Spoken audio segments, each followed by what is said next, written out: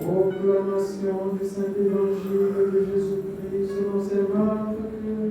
Gloire à toi, Seigneur.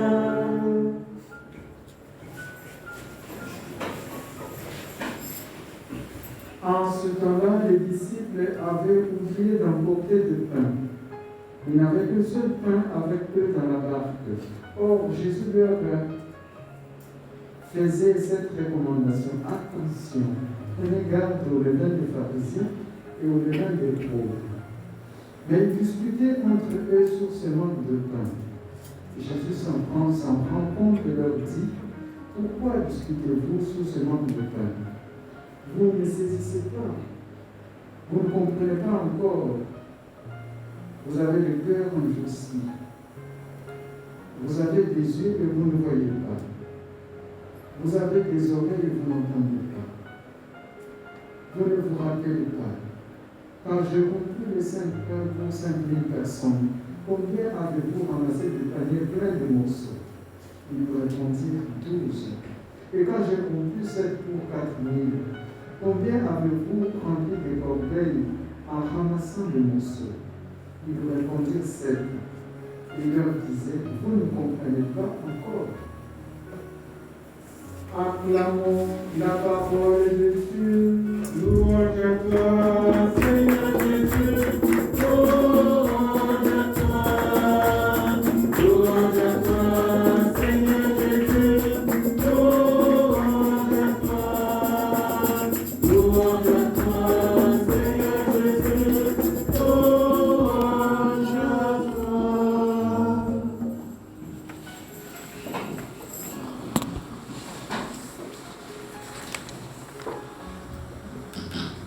Frères et sœurs, nous sommes le mardi gras, donc le dernier jour avant le début du temps d'entraînement, de jeûne, de conversion et de prières intenses qui s'appelle le carême.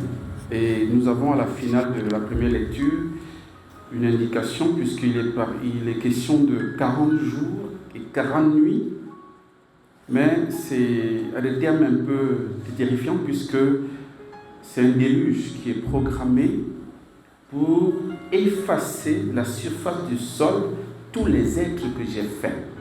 C'est Dieu qui parle. Bon. Mais nous avons la chance que le carême, c'est pas pour c'est justement pour que nous puissions rentrer dans l'amitié de Dieu, que nous puissions être réconciliés avec Dieu et non être effacés de la face de la terre. Dieu merci. Voilà. Mais je voulais, avant de parler de l'évangile, vous proposer un travail. Encore, pardonnez-moi. Alors, vous avez certainement entendu, c'est dans Genèse chapitre 6, verset 6, il est dit cette parole terrible. Le Seigneur se repentit d'avoir fait l'homme sur la terre. En français facile, le Seigneur regrette d'avoir créé l'homme. Ça veut dire quoi? Est-ce que Dieu, il fait les choses au hasard, au brouillon, et puis après, je ne sais pas comment dire, il fait les choses sans réfléchir, et puis après il regrette ce qu'il a fait? Ça veut dire quoi cette parole terrible? Dieu regrette d'avoir fait l'homme sur la terre. Bon, donc vous avez du travail. Essayez de prier, demander au Seigneur qu'est-ce que ça peut vouloir dire concrètement. Dieu qui est ça, qui est omniscient, qui ne fait pas les choses au hasard, comment se fait qu'il arrive à regretter d'avoir créé l'homme? Voilà. Par rapport à l'évangile, je voudrais pointer 2 choses. La première chose, c'est cet avertissement que Jésus donne aux disciples. Attention, Jésus leur faisait cette recommandation. Attention, prenez garde au levain des pharisiens et au levain d'Hérode. L'évangile d'hier, si vous avez été attentif, si vous avez encore bonne mémoire, il est dit que Jésus a pris la barque, il s'est retrouvé dans un endroit qui s'appelle Damaltoula, un truc comme ça, en fait, je sais pas, c'est un peu compliqué le nom, mais bon, toujours est-il qu'il arrive, et puis il rencontre les scribes, les pharisiens, qui lui posent qui, pour le mettre à l'épreuve, lui demande de faire quel est le signe qu'il fait pour qu'on croie en lui. Et on dit, Jésus soupira profondément de tout son être. Et il dit, mais cette génération me demande des signes. Ils n'auront pas de signes. Et puis, sur le coup, il est remonté, n'est-ce pas, dans la barque, il est parti. C'est-à-dire, Jésus n'est pas venu faire ce qu'il voulait faire. À peine il est arrivé, il a eu cette controverse, il a repris la barque, il est reparti. Il était comme en colère, comme déçu. Et c'est à la suite de ça, juste après ça, que Jésus dit, parce qu'on dit en ce temps-là, les disciples avaient oublié d'emporter des pains. Bon, Jésus leur dit, puisqu'il était encore dans cette incompréhension, cette déception des Juifs, il leur dit, attention, prenez garde au levain des pharisiens et au levain d'Hérode. Parce que c'est quoi le levain? Le levain, c'est une sorte, en fait, ça faisait fonction de levure. Aujourd'hui, on a la levure pour faire monter la pâte. Ça, c'est nickel, il n'y a pas de souci. Le levain avait cette fonction-là avant la création, c'est pas avant la trouvaille, l'invention de la levure que nous avons selon la forme actuelle. Le levain était un morceau de pâte, un petit morceau de pâte qu'on mettait à côté, qui fermentait pour la prochaine pâte. On nous demande que la prochaine fois qu'on veut faire du pain, à nouveau, ou bien la pâtisserie, après la finale, on prend la vieille, le morceau de levain qu'on avait gardé, qui a fermenté, on mélange avec la nouvelle pâte, et c'est elle qui fait monter la pâte. Voilà. Mais sauf que, comme c'est une pâte, selon la culture juive, c'est une pâte corrompue, c'est-à-dire qu'elle a pourri en quelque sorte, parce que le fait de fermenter avec les odeurs et tout ça, donc du coup, c'est fermenté. Et on considère que c'est une pâte corrompue. Du coup, quand on voulait offrir des pains, c'est-à-dire si on veut célébrer le Shabbat, par exemple, on ne fait pas le pain à mélanger avec ce levain, parce que c'est un levain corrompu. Donc, c'était plutôt quelque chose qui n'était pas très bien. Et donc, il fallait faire le pain azim, sans levain, pour les cérémonies cultuelles. Et donc, lorsque Jésus dit, attention, prenez garde au levain des pharisiens et d'Hérode, le levain ici, chez les juifs, chez les pharisiens en particulier, représente la loi en général. Et donc, en reprenant le pouvoir qu'ils avaient dans l'interprétation de la loi et dans leur mise en pratique, en fait. Et donc, ils se servaient de ça pour pouvoir dominer, pour pouvoir avoir gain de cause et s'enrichir. Il y avait un intérêt derrière, et c'est pourquoi Jésus dit, faites attention de ne pas user de la loi comme les pharisiens pour dominer. Même chose avec le levain d'Hérode. Si le levain, le pouvoir des pharisiens vient un prétexte religieux, puisque ce n'est pas sous la loi, Hérode, lui, est celui qui a fait alliance avec l'empereur romain. Donc, du coup, il se sert aussi du pouvoir politique et économique pour assouvir, pour pouvoir dominer, pour parvenir à ses fins. Et donc, Jésus met en garde ses disciples, ne faites pas de l'évangile un moyen de domination. Est-ce que c'est compris? Donc voilà, donc le Seigneur nous invite à, donc, autrement dit, faites comme moi. Soyez que l'évangile soit un service gratuit pour aider l'autre à grandir, pour aider l'autre à se sauver et non l'inverse. On se souvient qu'une fois, Jésus va dire par rapport aux pharisiens que vous fermez la porte du ciel à vous-même et puis aux autres. Vous n'entrez pas et vous ne permettez pas aux autres de pas d'entrer. Donc, l'évangile que le Christ apporte doit être différent. L'objectif ou bien la finalité doit être différente. Nous devons chercher le bien et le salut de l'autre. Jamais utiliser l'évangile, la parole de Dieu, en vue de détruire l'autre. Et par rapport à la levure, à cette levain qui fait monter la pâte, il faudrait plutôt que ce soit non plus la loi qui soit facteur d'une croissance, mais plutôt la grâce de Dieu. Hein? La loi est venue par Moïse, mais la grâce est venue par le Christ. Amen. Voilà. Ça, c'était la première chose. La deuxième chose par rapport à l'évangile, c'est Jésus est en colère aussi, si on peut dire, contre ses disciples. Vous avez rendu compte, il y a beaucoup de questions. Jésus pose beaucoup de questions.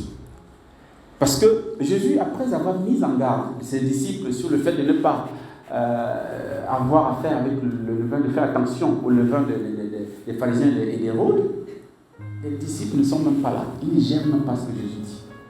Ce n'est même pas leur problème. Leur problème, c'est quoi? C'est que les disciples avaient oublié d'emporter les pains.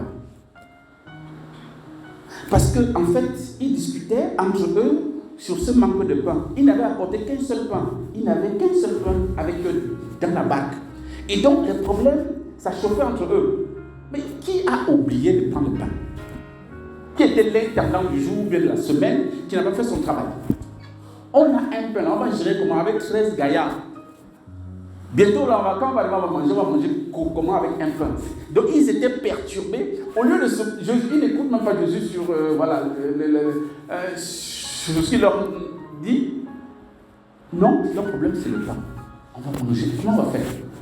Donc, ça chauffait. À un moment donné, Jésus a voulu laisser passer. Mais, on dit, mais ils discutaient entre eux sur ce manque de pain. Jésus s'en rend compte. Autrement dit, Jésus, à un moment donné, bon, il était un peu pensé autre chose, mais il a vu que ça insistait, ça persistait. Il dit, mais pourquoi discutez-vous sur ce manque de pain? Première question. Ensuite, il dit, vous ne saisissez pas. Deuxième question. Troisième question, vous ne comprenez pas encore. Quatrième, vous avez le cœur endurci. C'est-à-dire que Jésus aligne des questions, il est tellement dépassé. Et ce n'est pas tout, il continue. Il a dit, en fait, je ne veux pas relire l'évangile, vous ne vous rappelez pas. Quand j'ai multiplié 5 tonnes avec 5000 personnes, vous avez ramassé combien de reste? 12 paniers. Et quand j'ai multiplié 7 tonnes pour nourrir 4000 personnes, il en est resté combien? Vous avez ramassé combien? 7. Et Jésus dit, mais vous ne comprenez pas encore. Jésus est comme dépassé par des gens qui ne veulent pas grandir, par des bébés qui veulent rester bébés. Et nous ne sommes pas différents, frères et sœurs. Nous sommes pareils. Jésus, aujourd'hui, est en train de nous dire, mais vous n'êtes pas différents. Quand il y a un petit problème, on est dans tous ces états. On est mal, on bouge, on est bizarre. Quelqu'un qui nous prononce, il encaisse, n'est-ce pas, sa part, et tout. C'est comme si le ciel va tomber sur nous. C'est comme si le monde s'arrêtait. Jésus dit, mais vous ne comprenez pas toujours. Les disciples se trouvent avec un pain. Mais sauf qu'ils sont dans la barque avec qui? Avec Jésus.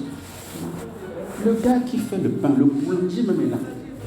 Mais c'est quoi votre problème? Frères et sœurs, nous ne sommes pas différents. Nous ne sommes pas différents. Nous prions, nous venons à l'église, nous venons à la messe, nous venons à l'adoration, tout ça. Nous prions, Seigneur, je t'aime, j'ai confiance en toi, Dieu tout-puissant et tout ça. Mais quand il y a un petit problème, on oublie que Dieu est tout-puissant. On oublie que Dieu est bon. On oublie que Dieu nous a gardés. Aujourd'hui, peut-être nous avons 40 ans, nous avons 50 ans, nous avons plus, nous avons peut-être, je ne sais pas quoi. Mais Dieu nous a gardés jusqu'aujourd'hui. Il a multiplié ses miracles dans nos vies. Si on demande à chacun d'écrire les bienfaits de Dieu, est-ce que vous allez réussir à écrire tout? Je ne pense pas. Mais lorsqu'un problème arrive aujourd'hui en 2021, on fait comme si, depuis qu'on est né là, Dieu n'avait rien fait. C'est pourquoi Jésus dit, mais vous ne vous rappelez pas, mais vous ne faites pas une lecture de votre vie, vous ne vous rappelez pas des bienfaits, le passage de Dieu dans votre vie, les bénédictions de Dieu sur votre vie. Pourquoi vous êtes ingrat comme ça? Pourquoi vous êtes dur à vous convertir? Parce qu'il reste un pain, c'est la bagarre entre eux, alors que le boss est là. Mais Jésus est là. Il a nourri 5000 personnes. C'est 12 personnes qui vont nourrir. Ce n'est pas le problème. Frères et sœurs, vraiment, revenons à notre Seigneur, revenons dans la foi. Faisons confiance en notre Dieu. Et quand les problèmes arrivent, souvenons-nous, faisons mémoire que Dieu est notre papa, qu'il pourvoit, qu'il est toujours au rendez-vous, chaque fois que nous avons besoin et au moment propice. Et faisons-lui confiance. Demandons cette grâce au cours de cette Eucharistie pour que nous grandissions dans cette confiance, surtout dans la foi. Parce que en fait, c'est un manque de foi. Vous ne comprenez pas qui est avec vous. Le Seigneur, moi. Je suis le donateur de tout bien. Vous agrippez sur un pain. Qu'est-ce que nous cherchons? L'auteur du don ou bien le don? Quand nous avons l'auteur du don, nous avons tout. Le cherchons lui et nous le perdons plus. Amen.